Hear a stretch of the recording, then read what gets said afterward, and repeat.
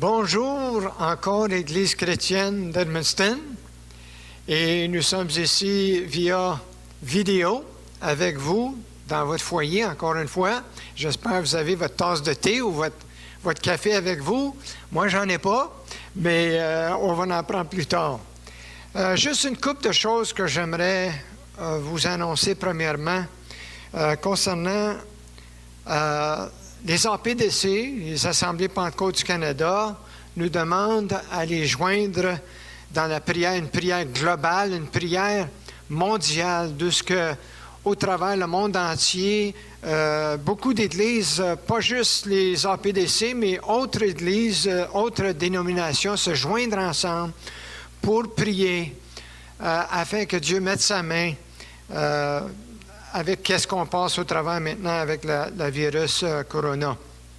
Alors, c'est 2 Chroniques, chapitre 7, verset 14, que j'en suis sûr vous connaissez, mais je veux quand même le citer, le lire. Dans 2 Chroniques 7, 14, ça nous dit « Si mon peuple, sur qui est invoqué mon nom, s'humilie, prie et cherche ma face, et s'il se détourne de ses mauvaises voies, je l'exaucerai des cieux, je lui pardonnerai son péché et je guérirai son pays. Mes yeux seront ouverts désormais et mes oreilles seront attentives à la prière faite en ce lieu. Amen. » Alors, on nous demande de joindre les gens autour du monde à 7h14, 2 Chroniques 7h14. Alors, à 7h14 le matin et 7h14 le soir, 2 fois par jour, tout ce qu'on vient juste devant le trône de Dieu et qu'on lui demande de mettre sa main, d'agir et d'entreprendre et de guérir notre pays de cette maladie qui se passe. Alors, on vous invite à vous joindre à nous et à tout le monde autour du monde entier pour prier. Deuxième chose, vous voyez sur l'écran, si vous avez des requêtes de prière, je parle à vous, les membres de l'Église d'Edmundston, si vous avez des requêtes de prière et que vous aimeriez nous les communiquer, vous pouvez m'envoyer un courriel, un court courriel, peut-être 2-3 phrases me disant qu'est-ce que vous aimeriez comme requête de prière et on va prier ensemble en Église dimanche prochain pour ces requêtes-là. Alors, vous pouvez soit m'appeler sur mon cellulaire, le numéro est là, ou également sur mon courriel. S'il vous plaît, soyez à l'aise, qu'on puisse être ensemble, qu'on puisse prier les uns pour les autres. Et j'ai cru bon de faire cela afin qu'on puisse s'unir dans la prière en tant qu'Église locale. Amen. Alors, on veut continuer nos études qu'on faisait. Ça fait 6 semaines qu'on fait les études sur les paraboles de Jésus. Et puis, on est rendu maintenant à la 7e leçon. J'ai cru bon de continuer ces leçons-là. Et puis, je vais vous inviter, si vous avez vos Bibles, dans Matthieu, chapitre 22. Matthieu, chapitre 22. Et puis, le verset 1 au verset 14. Et nous allons lire cette portion, premièrement, concernant la parabole des noces. Alors, la parabole des noces. Matthieu 22, 1 à 14, la parole de Dieu nous dit ceci aujourd'hui. Jésus, prenant la parole, parla de nouveau en parabole. Et il dit, « Le royaume des cieux est semblable à un roi qui fit des noces pour son fils. Il envoya ses serviteurs appeler ceux qui étaient invités aux noces, mais ils ne voulaient pas venir.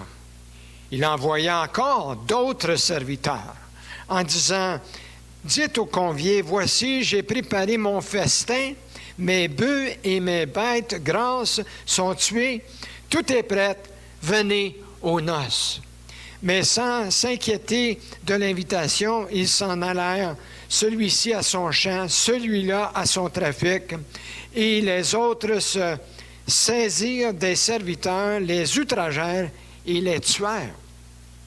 Le roi fut irrité, il envoya ses troupes fit périr ses meurtriers et brûla leur ville. Alors il dit à ses serviteurs, les noces sont prêtes, mais les conviés n'en étaient pas dignes. Allez donc dans les carrefours et appelez aux noces tous ceux que vous trouverez. Ses serviteurs allèrent dans les chemins, rassemblèrent tous ceux qu'ils trouvèrent, méchants et bons, et la salle des noces fut pleine des convives. Le roi entra pour voir ceux qui étaient à table, et il aperçut là un homme qui n'avait pas revêtu un habit de noces. Il lui dit, mon ami, comment es-tu entré ici sans avoir un habit de noces? Cet homme eut la bouche fermée. Alors le roi dit au serviteur, liez-lui les pieds et les mains, et jetez-le dans les ténèbres du dehors, où il y aura des pleurs et des grincements de dents, car il y a beaucoup d'appelés, mais peu d'élus. Amen. Notre Père Céleste, nous voulons te bénir, te remercier, Seigneur, que nous puissions venir dans ta présence, que nous pouvons entrer dans ta présence ensemble et d'être unis dans un sens, unis en esprit aujourd'hui, unis en Église, unis en tant que frères et sœurs, unis en tant que corps de Christ, en tant qu'Église. Et nous voulons te bénir, Seigneur, pour ta présence dans chaque foyer, chaque personne qui est à l'écoute, que tu puisses bénir cette parole, les paroles de Jésus à nos cœurs. Je te prie au nom de Jésus. Amen. Alors, les paraboles des noces. Cette parabole parle de l'invitation gracieuse de Dieu que nous trouvons dans le message de l'Évangile.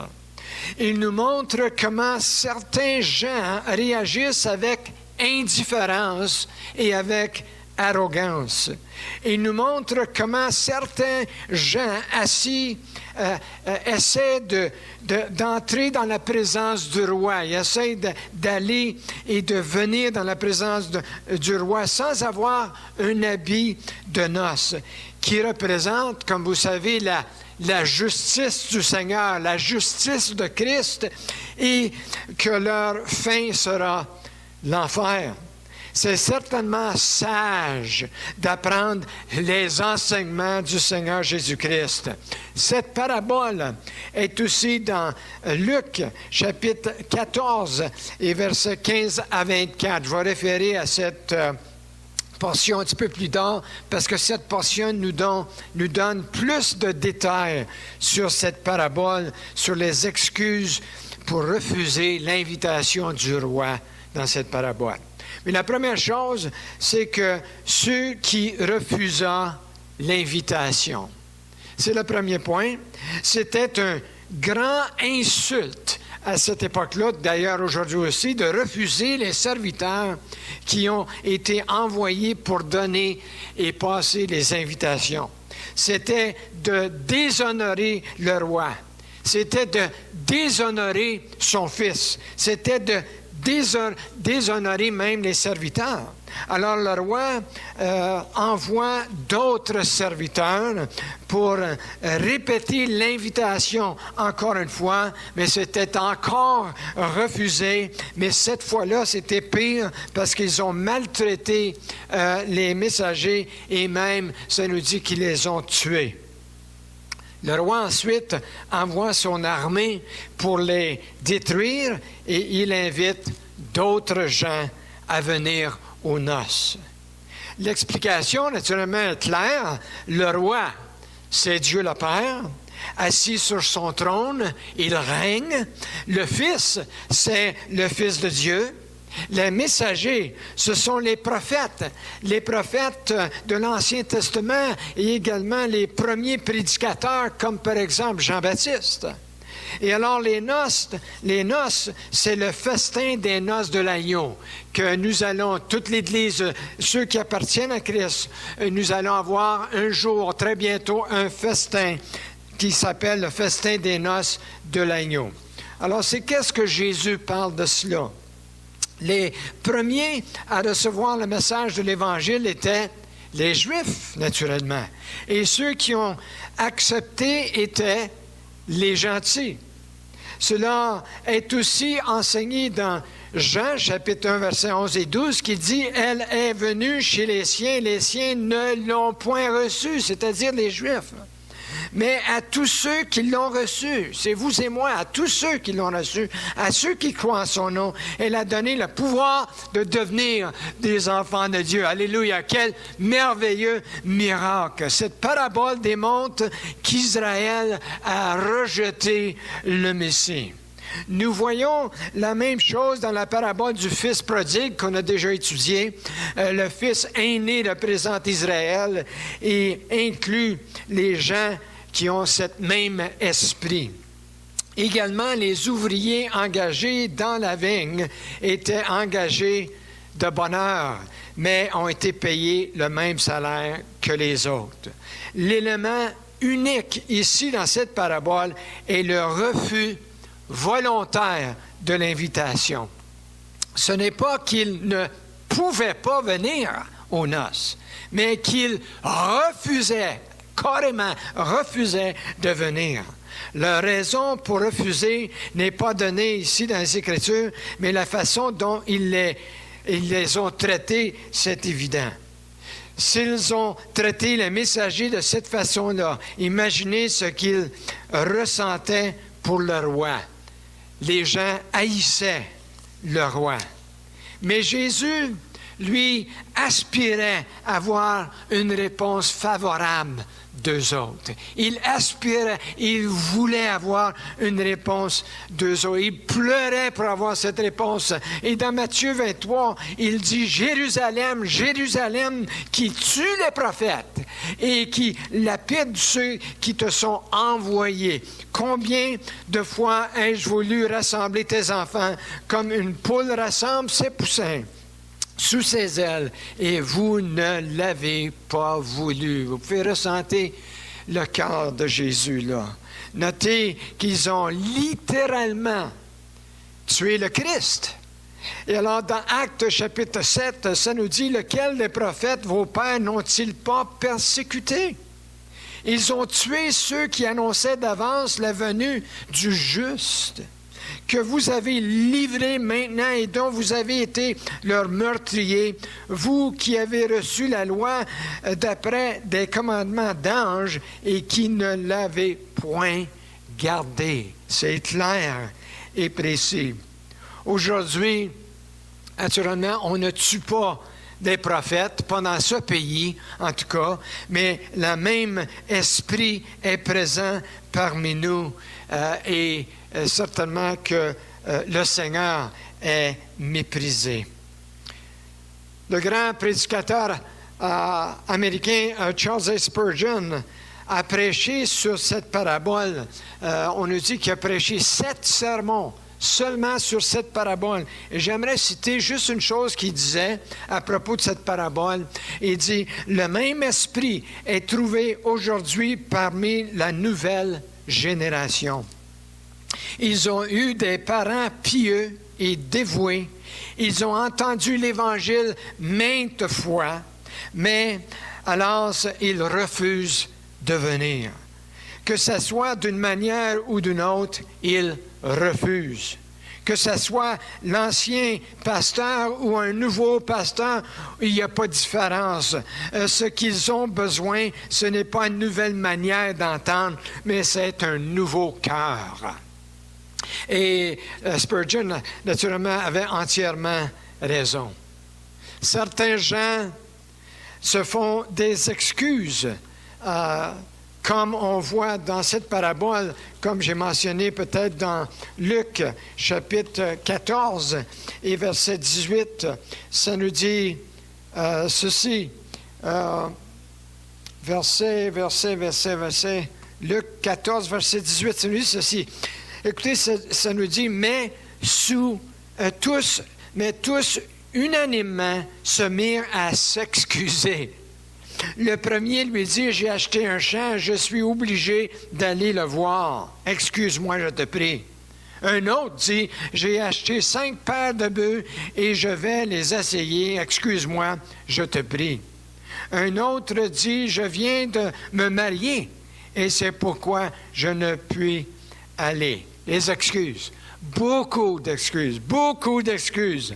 Et ce n'est pas comme s'ils étaient à leur mort, que c'était quelque chose d'absolument impossible, ou si quelqu'un les aurait enfermés en prison pour les empêcher d'aller aux noces. Non, non, c'est pas ça du tout. Leurs excuses, c'est des excuses qui sont légères. Voir son nouveau chant, par exemple, dans les Écritures ici, ça pourrait toujours attendre. Essayer ses bœufs, ça ne presse pas. La nouvelle mariée serait, j'en suis sûr, bienvenue au festin si son mari l'aurait invité à venir avec lui. Et à part de tout cela, l'invitation avait été faite 2 fois. Et alors, ils auraient pu arranger leur cédule en conséquence de ça. Pas d'excuses. Beaucoup des gens aujourd'hui rejettent l'Évangile pour des raisons similaires. J'ai pas le temps. Je suis trop occupé. Je suis pas un homme religieux. Moi, je suis pas un homme qui va à l'église. Qu'est-ce qu'il y en est de toutes ces excuses-là? Qu'est-ce qu'il y en est de vous et moi là-dedans? Nous devons vraiment saisir toute opportunité pour la repentance et le service pendant que nous avons le temps et le temps qui nous reste. Il ne nous reste pas beaucoup de temps et on a besoin de la saisir et de servir notre Dieu.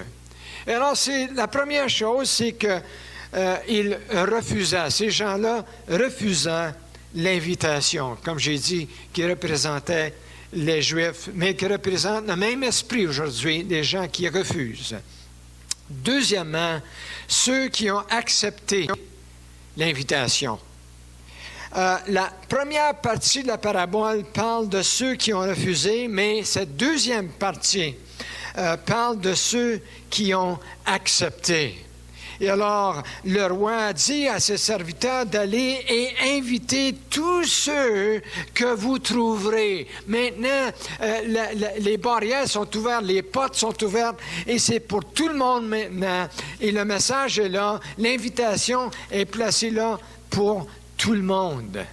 Dans Luc chapitre 14 et versets 21 à 23, il y a plus d'informations, comme je vous dis, pour montrer que ces personnes-là sortaient de différentes classes inférieures de la vie. La porte a été tout grande ouverte à tous. Et la parole de Dieu nous dit, s'il va promptement dans les places et dans les rues de la ville et amène toutes sortes de gens, les pauvres, les estropiés, les aveugles, les boiteux, toute classe de personnes qui peut venir, qu'ils viennent. Et l'invitation maintenant est donnée à tous et chacun. Dans la parabole, le roi ne voulait pas être déshonoré. Je veux vous dire que Dieu ne sera pas déshonoré non plus. Est-ce que l'œuvre de la croix est sans effet?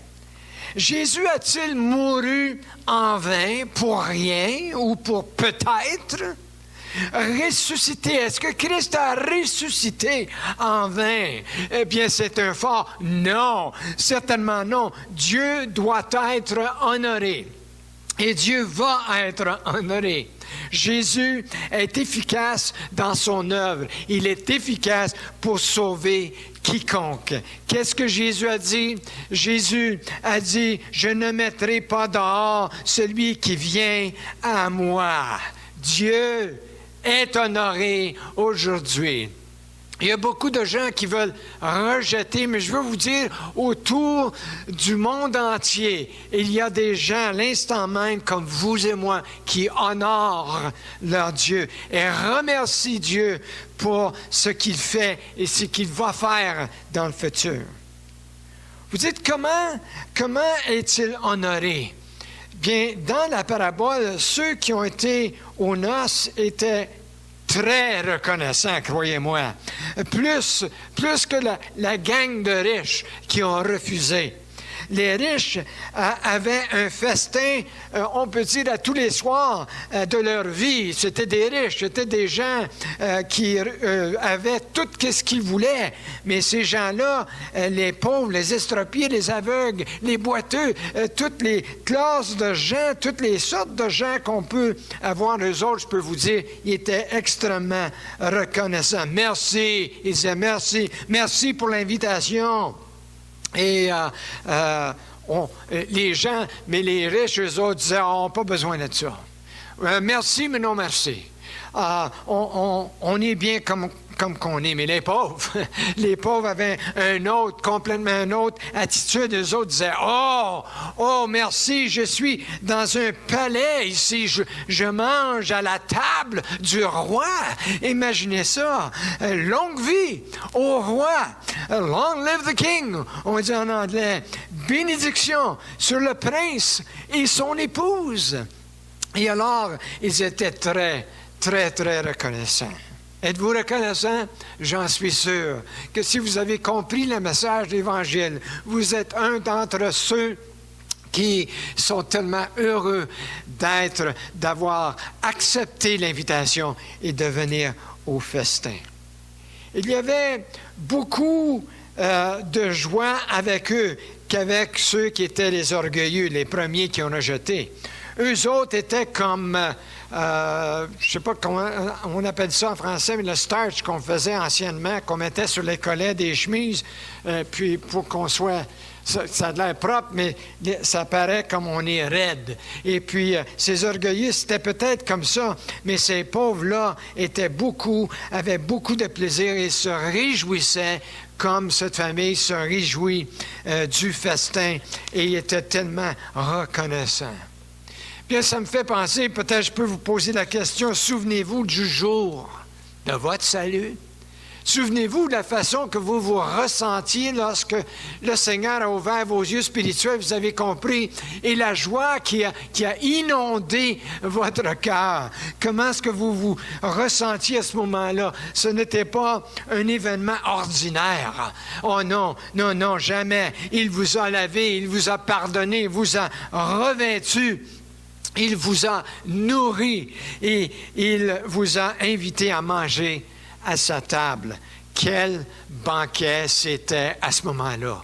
Et vous savez, frères et sœurs, un jour, nous allons littéralement être à la table du Seigneur. Alors, c'est un grand privilège aujourd'hui de recevoir l'invitation.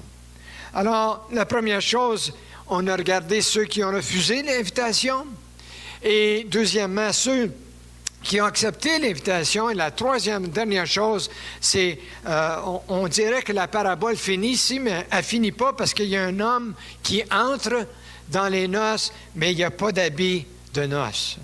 Et alors, ça nous dit que la parabole semble terminée, mais c'est pas terminé ici. Il y a un avertissement dans ce que le Seigneur dit ici, un avertissement à ceux qui essayent d'entrer sans un habit approprié. Certains gens pensent que parce qu'ils sont pauvres, d'autres qui pensent parce qu'ils sont en besoin, que le roi leur doit quelque chose. Ils pensent qu'ils peuvent venir basés sur leur propre caractère, leur propre personne ou leurs propres œuvres, toutes les choses qu'ils ont faites. Mais Jésus explique que c'est une grave erreur, une grave erreur. L'habit de noces, voyez-vous, c'est la justice de Christ. Si on va à un noces, on va s'habiller en conséquence de cela. Ceux qui viennent avec repentance et mettent leur confiance en Jésus-Christ, mettent leur confiance en celui que le roi, le Père céleste a donné, a pourvu pour nous, et qu'on puisse prendre la justice de Christ et la mettre sur nous et en nous. Eux autres reçoivent un habit de noces. La seule façon que nous entrerons devant le roi et devant sa présence, c'est d'être revêtus de la justice de Christ. Romains 13, 14 nous dit, « Mais revêtez-vous du Seigneur Jésus-Christ. » C'est tellement facile qu'on a besoin de juste venir à lui et se revêtir de lui. Alors, j'aimerais prier en terminant pour peut-être les gens que vous connaissez, les gens dans votre cercle d'influence qui ne connaissent pas, qui ont refusé l'invitation et qu'ils puissent avoir, que le Seigneur les aide à ouvrir leurs yeux, ouvrir leurs oreilles pour voir l'invitation éternelle que Dieu leur donne. Alors, Père Céleste, nous voulons te bénir aujourd'hui, encore une fois, pour le privilège de recevoir les enseignements, tes enseignements, les enseignements de Jésus, ces paraboles, Seigneur. Et merci, Seigneur, que l'invitation est donnée à quiconque, à n'importe qui, Seigneur, qui veut venir, qui veut croire, qui veut faire confiance, que tu les invites à entrer. Et alors, Seigneur, aide-nous. On prie pour ceux qui sont autour de nous, Seigneur, qu'on soit une influence sur ces gens-là. Juste notre ambiance, juste la présence du Christ qui vit en nous. Seigneur, que ça fasse une différence dans leur vie. Alors, Seigneur, on prie pour ceux qui sont malades aujourd'hui, ceux qui sont mourants à cause de ce virus, Seigneur, que tu puisses mettre ta main.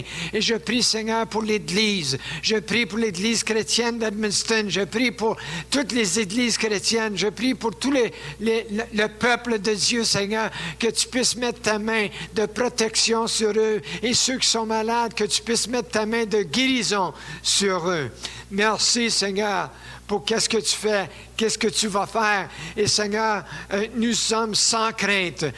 Notre confiance est placée en toi, Seigneur. Et nous sommes ensemble, Jésus. Nous sommes ton Église et nous sommes frères et sœurs. Et Seigneur, on s'engage envers toi. Nos yeux sont fixés sur toi.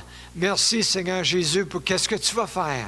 Bénis chacun et chacune, Seigneur. Aide-nous à ne pas craindre, Seigneur, la maladie, mais, Seigneur, au contraire, à se réjouir, parce qu'un jour, nous allons être assis à la table avec notre roi des rois et le Seigneur des seigneurs. Bénis chaque personne, je te prie, au nom de Jésus. Amen. Il y a maintenant, j'aimerais que vous écoutez un cantique qui nous dit « Rien ne peut sauver mon âme, rien que le sang de Jésus. » Qu'on puisse ensemble l'écouter et prier le Seigneur. Merci. Que Dieu vous bénisse. À la semaine prochaine. Rien ne peut sauver mon âme, rien que le sang de Jésus. Pour elle, je ne réclame rien que le sang de Jésus. Précieux sang de l'agneau qui me donne un cœur nouveau. Rien d'autre je ne veux plus, rien que le sang de Jésus.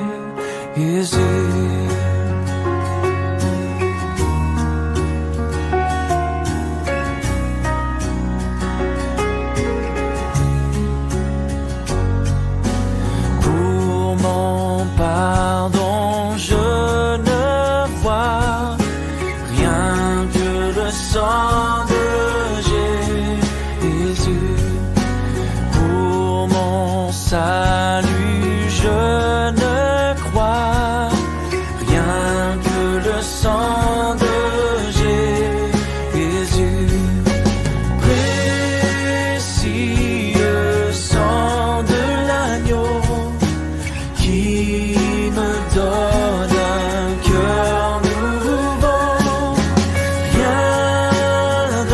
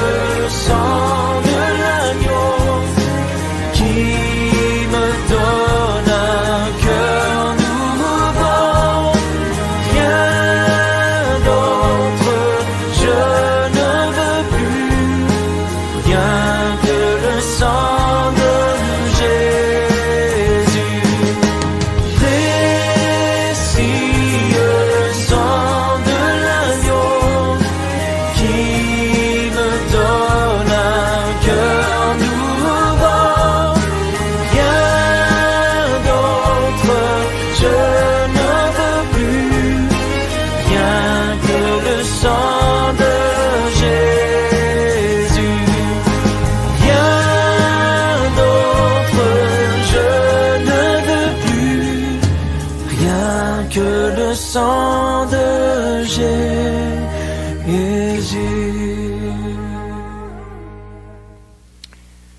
Alléluia. Oui, je n'ai pour toute espérance rien que le sang de Jésus.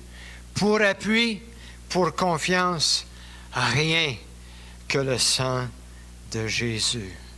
Alléluia. Merci Seigneur pour ton précieux sang. Merci Seigneur que tu as payé le prix pour chacun de nous et qu'aujourd'hui nous sommes en paix à cause de toi. Seigneur, que tu puisses bénir mes frères et mes sœurs, chaque famille représentée dans cette Église et chaque personne qui est à l'écoute aujourd'hui, que tu puisses les bénir avec le plus grand don qu'il n'y a pas sur terre, le Seigneur Jésus-Christ. Je te prie au nom de Jésus et pour ta gloire. Amen. Je ne voulais pas oublier de vous dire également concernant vos requêtes de prière, si vous pourriez les envoyer le plus tôt possible parce qu'on filme la vidéo à l'avance de dimanche. Fait que si vous l'envoyez samedi, ça va être trop tard. Alors, pour les requêtes de prière, vous pouvez les envoyer ce soir ou demain ou vendredi matin le plus tard. Et puis dimanche, on pourra prier pour ces requêtes-là. Merci. Que Dieu vous bénisse.